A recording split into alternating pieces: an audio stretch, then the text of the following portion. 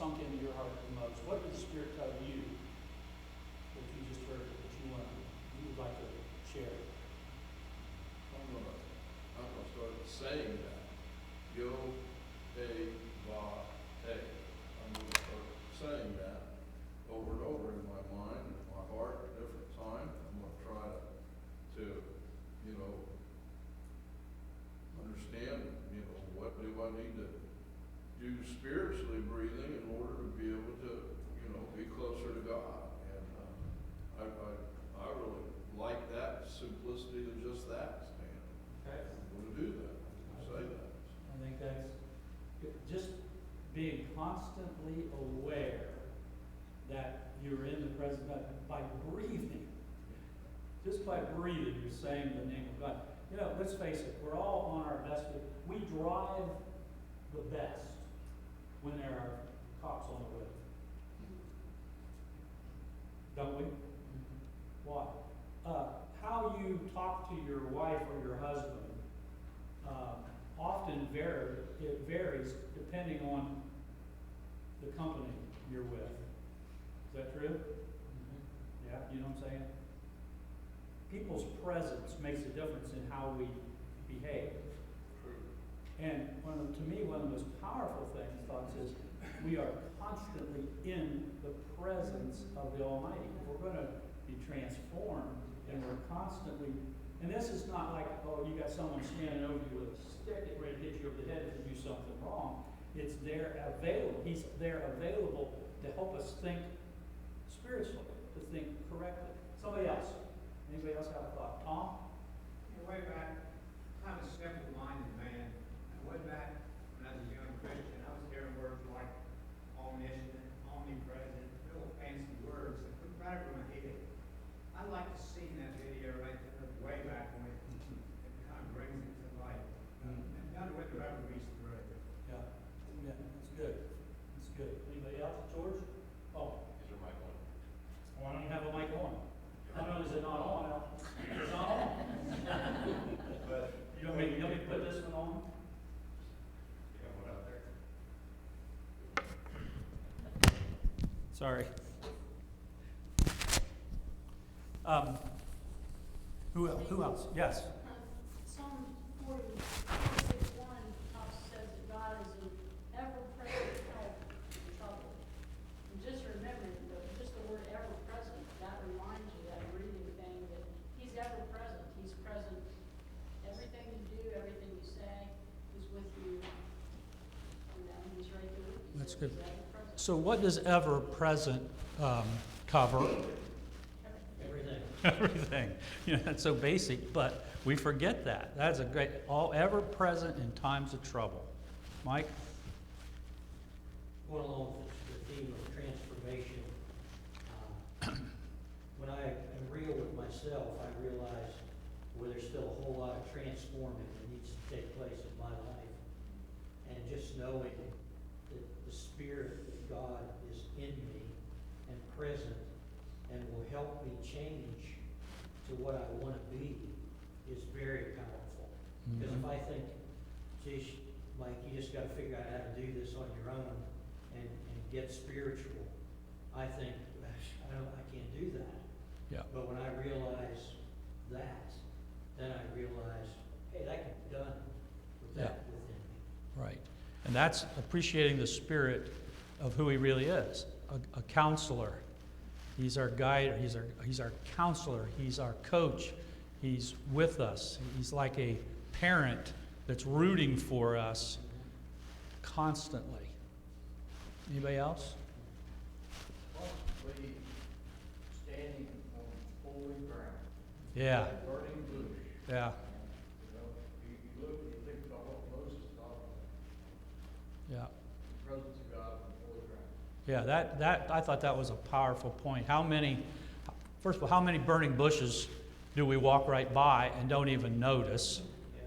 And I think he made this point, but that ground didn't change. It was holy the whole time.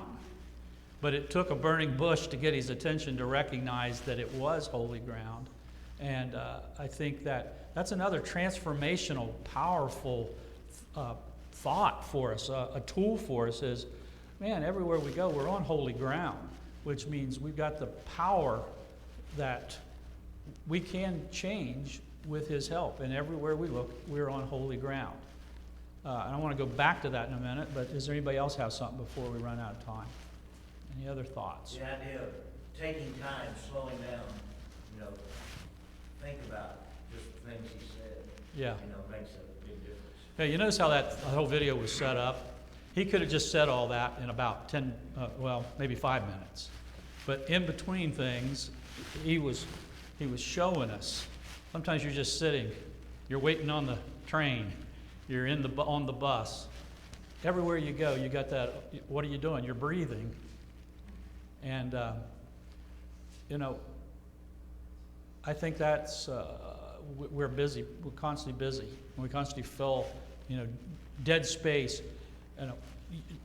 When I'm teaching children for all the years that we did over the years, the worst possible thing that could happen in a Bible class or Joyville or whatever all we did was dead space. You got to keep something coming all the time. And because if you don't, they're going somewhere else mentally and then physically. And yet that's okay in that situation, but in our lives, there's times when we just need dead space. We need time that the Spirit can't outshout Netflix. It can't outshout Facebook. It can't outshout the news that's never good. You say, well, he's all powerful. No, but he chooses not to. Remember when Elijah went, he had just had a great victory. And then Jezebel comes along and says, I'm going to kill you. And he takes off running. And he hides. And they said he went to the mountain, and God said, go up there and I'm going to speak to you. And he goes, and it says he kind of went into the cleft, kind of like a cave. It said cave, but it was kind of like the cleft. And what went first? Anybody remember? You remember Everett? Was it like a hurricane? I want to say it's whirlwind. Whirlwind, like a mighty wind. And you think, well, the mighty wind, that's where God's going to speak to him. Nothing. Next it was earthquake. Nothing. But then the third thing was a what? Still, small voice. Quiet. That he heard the Spirit of God speak. Now, there's times when God speaks in hurricanes. Day of Pentecost, rushing mighty wind. Earth shook at the resurrection. But still, small voice now is what we need to tune our ears to and expect to hear from God. Expectation is so important. Expecting to hear from God, you will hear. And we'll hear so much more. You'll see more burning bushes. And it may not be, big blaze. Judy. In Acts 17, God's not served by human hands as if he needed anything, because he himself gives all men life and breath and everything else. From one man he made every nation of men, that they should inhabit the whole earth, and he determined the time set for them and the exact places where they should live. God did this so that men would seek him and perhaps reach out to him and find him, though he is not far from each one of us. For in him we live and move and have our being. That's powerful. Amen. It takes action on our part. We've got to reach out and be willing to search, be willing to find. But the prerequisite of that is wanting to be transformed, wanting to change, be happy to change, happy to learn. Let's look at it more like that. One last thought before we close. We've got a couple minutes, and that's it. When that thought that the Spirit lives in all of us, and the Bible says that clearly, how we treat each other is, we've got to think about this. If you if I brought my kids or my grandkids in here and you're mean to them and attack them or whatever, what do you think I'm going to do? Defend it. Yeah, I'm going to defend them, because in one sense, you are attacking me, because I'm in them. They are mine. And every living, breathing person that you see is God's. Now, we know the difference between being a child of God and being a person that refuses to believe in God. That's not the point. Like he said, whether they believe it or not doesn't change the fact that God breathed into them His breath and created them. And He controls the next one, if there's going to be a next one. And so when you look at people who aggravate you, irritate you, offend you, remember, you've got to deal with them in a way that is holy.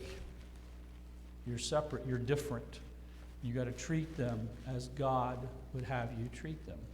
That's a transformational part of our hearts that we need to work on the most. What do we need to be known for? This was something that the preacher preached his last few years over and over and over again, was love one another. Love one another. Because he was just like the Apostle John, son of thunder, became the preacher of love. And let's think about these things. I hope that was a blessing to you, because there's a lot of things that you need to take with that, take home with you, think about. If you have any questions or comments, then we'll discuss it at another time.